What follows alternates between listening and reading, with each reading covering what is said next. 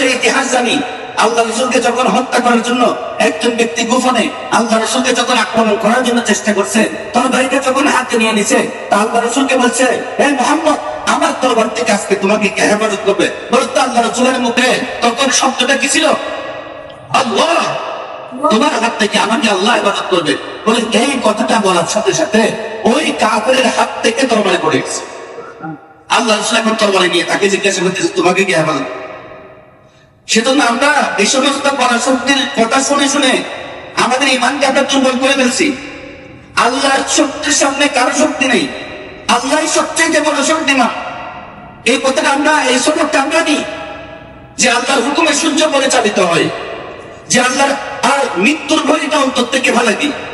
কোরআনের একটি স্থানে আল্লাহ পাক কোন একটা দলের কাহিনী তুলে ধরেছেন আল্লাহ রাসূলকে, আলাম তারা ইলাল্লাযীনা খারাজু মিন দিয়ারিহিম ওয়া হুম উলুফুন হাদারুল মাউত ফাকালা লাহুমুল্লাহু মুতু সুম্মা আহইয়াহুম ইন্নাল্লাহা লাযু ফাদলিন আলান নাস ওয়ালাকিন্না আকতারান নাসি লা ইয়াশকুরুন। আল্লাহ পাক একটা দলের কথা তুলে ধরেছে যে ওই দলের মধ্যে লোক সংখ্যা ছিল 1000। ওদেরকে আল্লাহ পাকের একটা হুকুম আসছে তারা জিহাদ করার জন্য, যুদ্ধ করার জন্য। দুইটা রাওয়ায়াত আছে, কেউ কেউ বলছে তাদেরকে জিহাদ করার জন্য বলছে, বা অন্য আরেকটা কাজ করার জন্য বলছে। এখন জিহাদ করতে গেলে তো মারা যাবে, মৃত্যুর ভয়ে তারা সেখান থেকে পলায়ন শুরু করে দিচ্ছে, পালিয়ে চলে গেছে অন্যদিকে। আল্লাহ পাক সেই কথাটা কোরআনে তুলে ধরেছেন, আল্লাহ তারা তোমরা কি দেখো না ও সমস্ত ব্যক্তিকে আল্লাযীনা খারাজু, যারা বের হয়ে গেছে, ওয়া হুম উলুফুন, তারা হাজার হাজার সৈন্য ছিল, কিসের ভয়ে? হাযারাল মাউত, মৃত্যুর ভয়ে। যখন মৃত্যুর ভয়ে তারা সেখান থেকে চলে আসছে, তখন মৃত্যু বলেন তো, মৃত্যু কি কোনো পরাশক্তির হাতে নাকি এই কথাটা মৃত্যু কার হাতে? আল্লাহর হাতে। মৃত্যুকে কে সৃষ্টি করছে? আল্লাহ সৃষ্টি করছে। মৃত্যু কোনো পরাশক্তির হাতে না।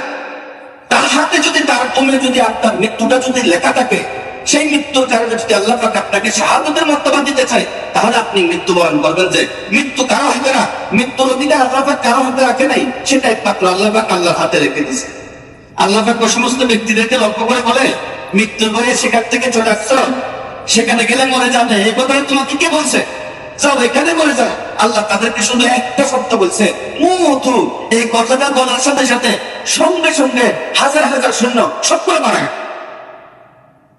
আলাম তারা ইলাল্লাযীনা খারাজু মিন দিয়ারিহিম ওয়া হুম উলুফুন হাদারাল মাউত ফাকালা লাহুমুল্লাহু মুতু। তারা মারা গেল। তারা মারা যাওয়ার পর অনেকদিন এভাবে ছিল। একদিন আল্লাহর আরেক নবী হযরত হিজকিল আলাইহিস সালাতু ওয়াস সালাম ওই রাস্তা দিয়ে যেতেছে, তখন আল্লাহর হুকুমে তাদেরকে ডাকতেছে। আল্লাহ পাকের ইচ্ছা ছিল তাদেরকে আবার জীবিত করে, সুম্মা আহইয়ান নাস, আল্লাহ পাক তাদেরকে আবার জীবিত করছে। আল্লাহ পাক আবার জীবিত করছে। এরকম অনেক ঘটনা আছে অনেক জায়গায়। আল্লাহ পাক হযরত ঈসা আলাইহিস সালাম আল্লাহ পাক সেই শক্তিটা দিয়েছেন, উনি অনেক সময় মৃত ব্যক্তিকে আবার জিন্দা করতে পারেন।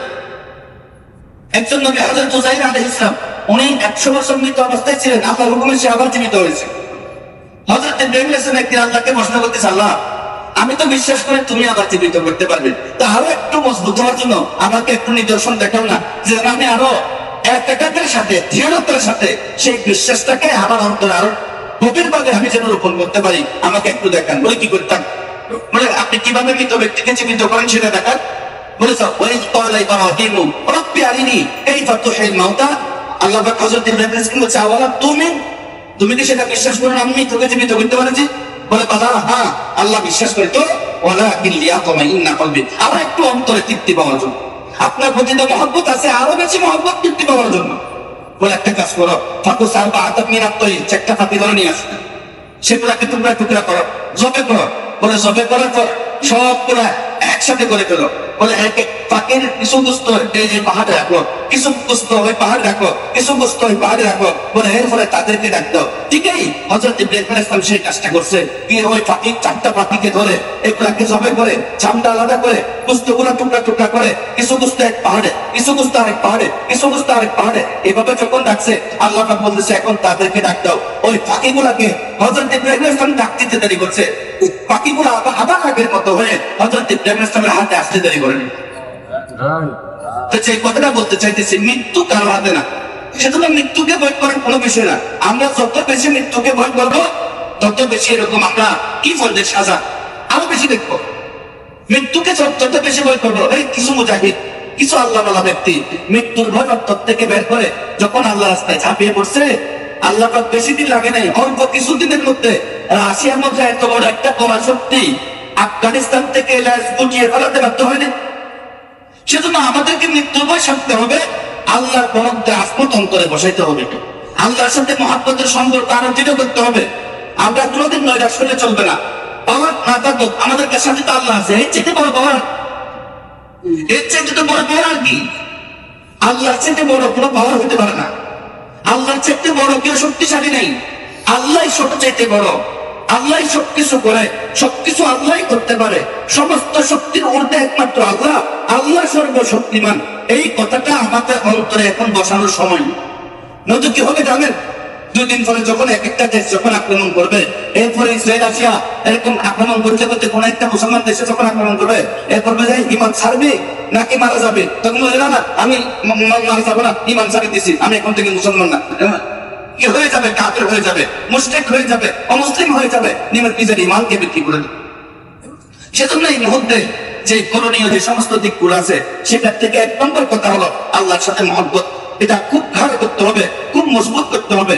আল্লাহর মহব্বতের দাবি যেগুলো আছে সেগুলো নিজের জীবনে বাস্তবায়ন করতে হবে। 2 নম্বর, বেশি বেশি করে আল্লাহর বড়ত্বের কথা। আমার ছেলেদেরকে নিয়ে বসছি, বসে বসে আল্লাহর বড়ত্বের কথা বলি। আল্লাহ কত বড়। ছেলেকে বলি, এ আব্বা, তুমি যে আজকে সকালে নামাজের সময় চেষ্টা করেছো যে আল্লাহু আকবার বলে, তিনি কত বড় তুমি জানো? তিনি কত বড় তুমি জানো? তো আরেকটা কথা আমি আপনাদেরকে বলতে চাইছিলাম, উজবেকিস্তানের মুয়াজ্জিনের। তো উনি বলতেছে, আমি একদিন এরকম যুদ্ধের মাঠে আছি, পরে যখন মুজাহিদরা আল্লাহু আকবার বলছে, আমার হাতে অস্ত্র পড়ে গেছে। পরে আমি কি করছি, বাস তাদের হাতে সারেন্ডার হয়ে গেছি।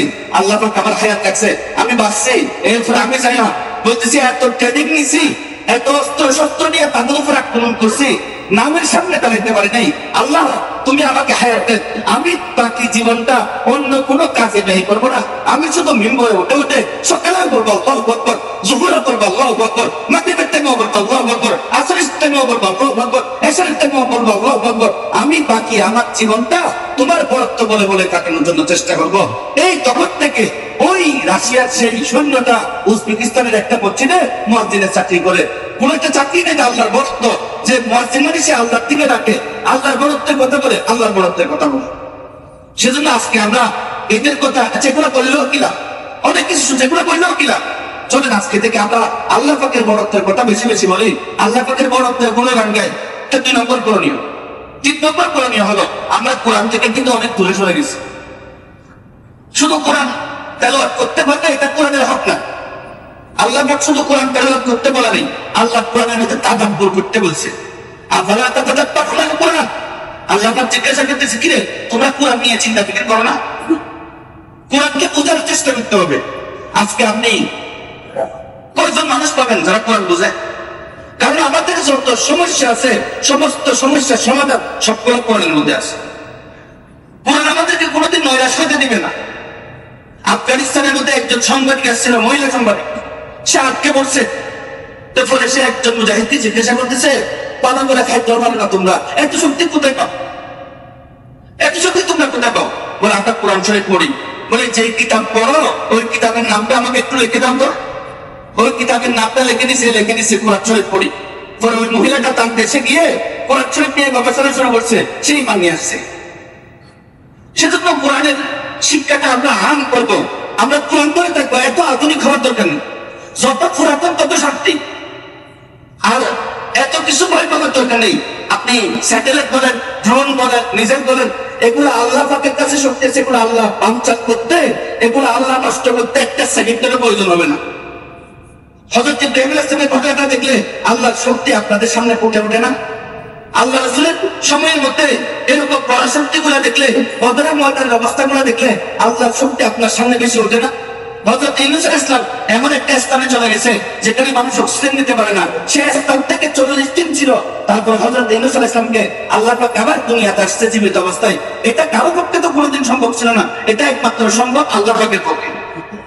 আগুনের মধ্যে পড়লে কে না পুড়ে ছারখার হবে। তো আপনি আল্লাহ পাকের শক্তি দেখেন, হযরত ইব্রাহিম আলাইহিস সালামকে যখন আগুনের মধ্যে নিক্ষেপ করা হয়েছে, তখন ওনার একটা ফসলও বাঁকা করতে পারে নাই। কোন তাফসীরের কিতাবের মধ্যে লেখা আছে উনি 50 দিন আগুনের মধ্যে ছিল। আগুনকে হযরত ইব্রাহিম আলাইহিস সালামকে পড়ে নাই কার হুকুমে? আল্লাহর হুকুমে। এভাবে আমাদের ছেলেদেরকে, আমি নিজেও আল্লাহ কোরআনের মধ্যে যেগুলো আল্লাহ বড়ত্ব, দেখেন আল্লাহ কোরআনের মধ্যে সবচেয়ে বেশি বলছে আল্লাহ বড়ত্বের কথা, আল্লাহ বড়ত্বের কথা। কারণ এটাই আমাদের জন্য শান্তির আশ্রয় কেন্দ্র, কারণ এটার কারণে আমরা আমাদের অস্থির অন্তরকে স্থির করতে পারবো। সেজন্য আমরাও শুরু করি বর্তমানে আমাদের ঘরের কথা যেন আল্লাহর বড়ত্বের কথা হয়, আমার সবকিছু যেন আল্লাহর জন্য হয়, আল্লাহর সাথে যেন মহব্বত হয়, এই তিনটা কাজ। তাহলে 1 নম্বর আল্লাহর সাথে পরিপূর্ণ মহব্বত করতে হবে, আল্লাহর সাথে পরিপূর্ণ মহব্বত। অতএব আল্লাহর সাথে মহব্বত আল্লাহর সাথে করলে, মহব্বত যদি আল্লাহর সাথে করেন তখন আপনার উপর আল্লাহ পাকের রহমত বর্ষিত হবে। আর মহব্বত যদি আপনি দুনিয়াবি উদ্দেশ্যে করতেছেন তখন আল্লাহ লানত বর্ষিত হবে। সেজন্য আল্লাহ পাকের জন্য আমরা মহব্বত করার জন্য চেষ্টা করবো, মহব্বতের যেগুলো কাজে আছে সেগুলো পূরণ করার চেষ্টা করবো, আল্লাহর বড়ত্বের কথা বেশি বেশি বলবো, কোরআনের সাথে সম্পর্ক তৈরি করবো। ইনশাআল্লাহ আল্লাহ যদি তৌফিক দেয় সামনে কোরআনের গুরুত্বপূর্ণ আজকার থেকে ধারাবাহিক কিছু তাফসীর আপনাদের সামনে তুলে ধরার চেষ্টা করবো।